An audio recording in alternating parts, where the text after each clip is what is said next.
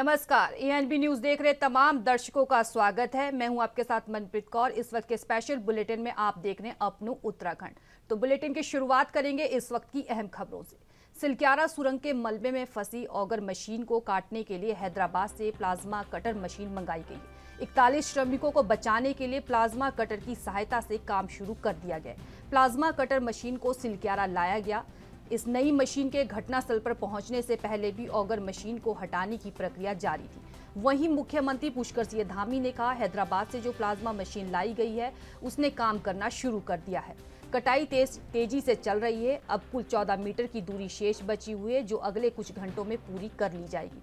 उसके बाद manual drilling का काम शुरू होगा।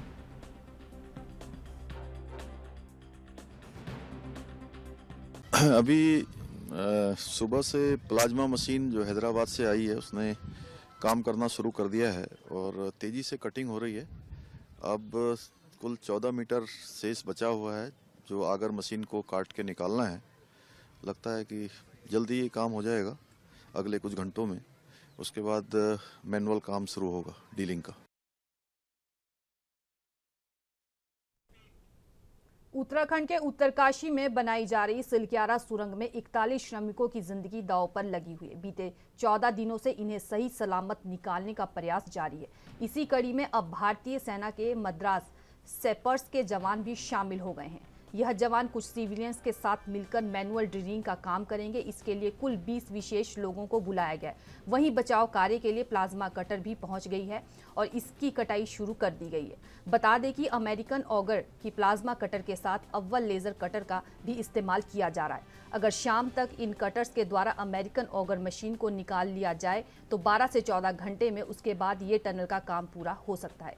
वर्टिकल ड्रिलिंग की संभावना बिल्कुल ना के बराबर है, क्योंकि इस समय टनल के अंदर सभी 41 लोग आराम से हैं। उनको खाना और सब कुछ मिल रहा है। The plasma machine, we're still cutting the auger to get the screw out. There's about 16 meters more of auger to cut. We're getting about a meter an hour at the moment. So it is reached here? I don't know yet at the moment. We don't know if it's reached, but we're setting up a second tunnel at the moment. Okay. So how it works? What is plasma cutting machine and how it works? And how it will be beneficial for you, sir? No idea.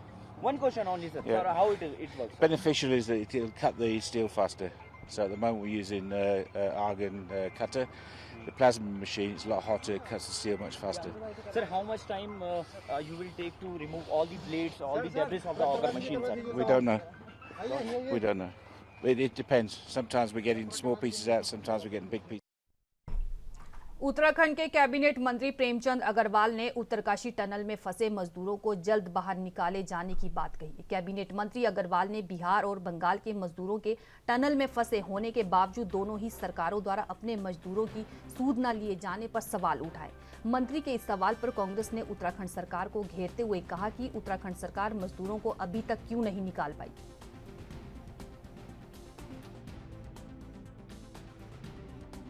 प्रभारी मंत्री रोज एक नई बात इजाद करके लाते हैं और इस प्रदेश की जनता क्यों मजबूर हो ऐसे प्रभारी मंत्री की बात सुनने के लिए, जो 10 दिन तक अपनी रजाई से बाहर ही ना निकला हो। आज 10 दिनों के बाद जब वो वहां सुध लेने पहुंचे हैं तो अब उन्हें बिहार के और दूसरे राज्यों की सरकारों की पड़ी हुई है। ऐसे में श्रमिक उत्तराखंड ने बुलाए, उत्तराखंड के प्रोजेक्ट चल रहा था और कंपनी ने बाहर से मजदूरों को आयात किया। यहाँ के स्थानीय लोगों को क्यों नहीं काम दिया गया, ये भी अपने आप में सवाल है। और कौन सी सरकारें किसकी सुध ले रही हैं वो प्रभारी मंत्री ना बताएं, ये बताएं कि उत्तराखंड सरकार क्या कर रही है और कितने दिन तक इंतजार करना पड़ेगा, क्योंकि तमाशा बना दिया आपने पूरे देश और विदेश के सामने उत्तराखंड का। टनल से 41 मजदूरों को आप 15-16 दिन के बाद भी नहीं निकाल पा रहे हैं, तो अपने गिरेबान में झांकें, दूसरी सरकारों को चेतावनी देना बंद करें। देखिए, मैं लगातार वहाँ पहले संपर्क में था, फिर मेरा वहाँ जाना हुआ। 3 दिन से मैं वहाँ कैंप किए हुए था। माननीय मुख्यमंत्री जी कैंप किए हुए थे, हमारे जनरल वीके सिंह भी वहाँ कैंप किए हुए थे। और जिस प्रकार से रोज एक उम्मीद जग रही थी कि आज शायद हमारे सभी वो 41 श्रमिक बाहर आ जाएंगे, लेकिन जो भी अड़चनें, दिक्कतें, परेशानियाँ, बाधाएं आ रही हैं, वो हमारे लिए एक चुनौती का सबब बना है। लेकिन उसके बावजूद हमारे जो विशेषज्ञ लोग हैं, हमारी जो टीमें वहाँ लगी हैं, हमारा चाहे एनडीआरएफ हो, एसडीआरएफ हो, बीआरओ हो या फिर हमारे अनेकों विशेषज्ञ लोग हैं, देश की सभी एजेंसी आज उसमें काम कर रही है। हमारे ऑस्ट्रेलिया के जो अ, टनल एक्सपर्ट हैं, जो विश्व के उस टनल एसोसिएशन के अध्यक्ष हैं, वो लगातार वहाँ पे हैं और जो बाधाएँ आ रही हैं, उसको हम पार भी कर रहे हैं। अभी हैदराबाद से एक अ, मशीन आई है जो बहुत तेज़ी से कटिंग का काम करेगी। उसके बाद तो बहुत तेज़ी आएगी। हम उम्मीद कर रहे हैं बहुत जल्द हम लोग सफलता की तरफ बढ़ेंगे। आप जानते हैं कि पहाड़ पे पहाड़ जैसी समस्याएँ होती हैं और समस्याएँ आना और उसको हम चुनौती मान के आगे बढ़ना, ये हमारा तमाम विशेषज्ञ लोग वहाँ पे काम कर रहे हैं। प्रदेश की सरकार हो, केंद्रीय सरकार हो, पूरी तरह से मॉनिटरिंग कर रही है। माननीय देश के माननीय प्रधानमंत्री लगातार मॉनिटरिंग कर रहे हैं। माननीय मुख्यमंत्री से वार्ता कर रहे हैं। माननीय मुख्यमंत्री खुद उस पे निगरानी बनाए हुए हैं। जिला प्रभारी जिले का प्रभारी होने के नाते मेरा भी बढ़ते हैं अगली खबर की तरफ। मुख्यमंत्री पुष्कर सिंह धामी ने टनकपुर नगर में 5,590.70 लाख की लागत से बनने वाले roadways bus terminal, depot, workshop building, regional workshop building और टायर शॉप के निर्माण कार्य का भूमि पूजन किया। इसके अंतर्गत जनपद के टनकपुर शहर में बनने वाले बस टर्मिनल को आधुनिक सुविधाओं से लैस बनाया जाएगा, जिसमें बस टर्मिनल, बस डिपो के अंतर्गत 100 व्यक्तियों का क्षमता युक्त वातानुकूलित प्रतिशाल्य, 100 व्यक्तियों की बैठक क्षमता युक्त फूड कोर्ट, 170 वाहन क्षमता युक्त कार पार्किंग, 20 बेडेड पुरुष एवं महिला, 12 बसों के लिए बोर्डिंग प्लेटफॉर्म समेत शौचालय बनाया जाएगा। इस अवसर पर सांसद अजय टमटा, बीजेपी प्रदेश मंत्री विकास शर्मा, हेमा जोशी, नगर पालिका अध्यक्ष टनकपुर विपिन कुमार समेत कई अधिकारी और आम लोग मौजूद रहे।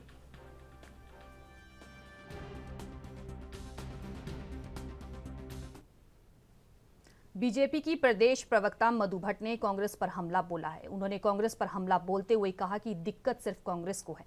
कांग्रेस के प्रदेश अध्यक्ष करण माहरा को है, जो नहीं चाहते कि वहां के श्रमिकों को, चाहे उनके परिवारजन हो या फिर खुद श्रमिक हो, जिस प्रकार से लगातार सरकार काम कर रही है, पूरे प्रदेश एवं देश में एक संदेश देने का काम सरकार कर रही है। मानवीय दृष्टिकोण से पूरा देश उन श्रमिकों के साथ है, लेकिन कांग्रेस को कहीं ना कहीं अपनी कुर्सी खिसकती हुई नजर आ रही है। केवल हर मामले में कांग्रेस राजनीति का चश्मा लगाकर सब कुछ देखती है।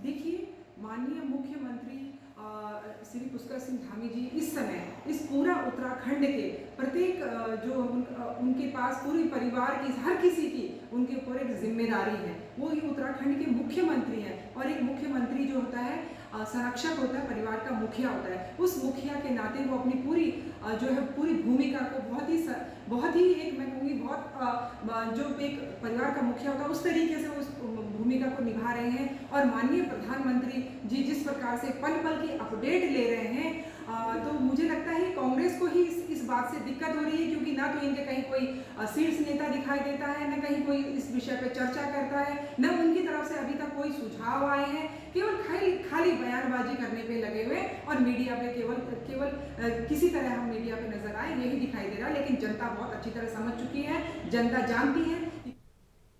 मुख्यमंत्री पुष्कर सिंह धामी ने कहा कि ग्लोबल इन्वेस्टर समिट 2023 के लिए अभी तक देश और विदेश में 2 लाख करोड़ का करार हो चुका है। हरिद्वार और देहरादून के उद्यमियों से 37,000 करोड़ से ज्यादा के MOU साइन किए गए। धामी ने कहा कि राज्य की GST बढ़े, उसको लेकर काम शुरू कर दिया गया है।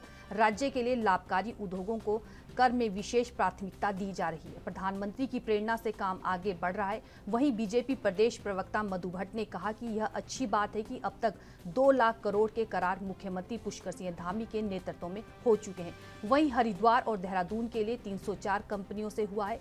37,000 करोड़ का MOU भी किसी मील के पत्थर से कम नहीं है। मधु भट्ट ने कहा कि अगले 5 साल में GSP भी सरकार का लक्ष्य है कि वह उसे दोगुना करने के लिए निरंतर धरातल पर कार्य कर रही है।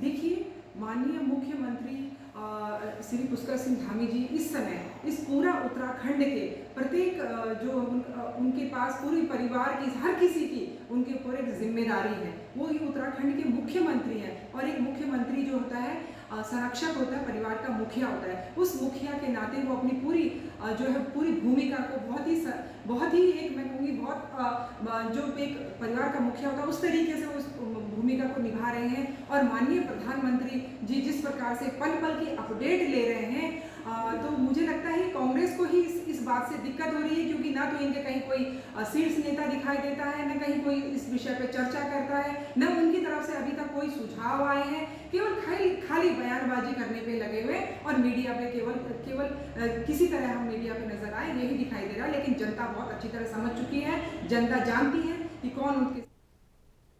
बढ़ते हैं अगली खबर की तरफ। ऋषिकेश के मायाकुंड स्थित नीरज देवभूमि चैरिटेबल शिक्षण संस्थान के आर्थिक रूप से कमजोर 28 छात्रों को संस्था की अध्यक्ष नीरज गोयल ने मदद दी। छात्रों को सर्दी का मौसम देखते हुए स्वेटर और अन्य गर्म कपड़े वितरित किए गए हैं। कार्यक्रम का शुभारंभ संस्था के अध्यक्ष नीरज गोयल ने किया। इस दौरान छात्रों को समाजसेवी मयंक भाटिया और चेरी भाटिया के सहयोग से गर्म कपड़े वितरित किए गए हैं। गर्म कपड़े पाकर छात्र खुश नजर आए। नीरजा गोयला ने बताया कि सर्दी का समय शुरू हो गया है। शिक्षण संस्थान में 28 छात्र ऐसे चिन्हित किए गए हैं जो आर्थिक रूप से कमजोर थे, इसलिए उनको मदद के तौर पर गर्म कपड़े उपलब्ध कराए गए हैं, जिसमें सर्दी के समय में वह गर्म कपड़े पहनकर आसानी से स्कूल में शिक्षा ग्रहण करने आते हैं।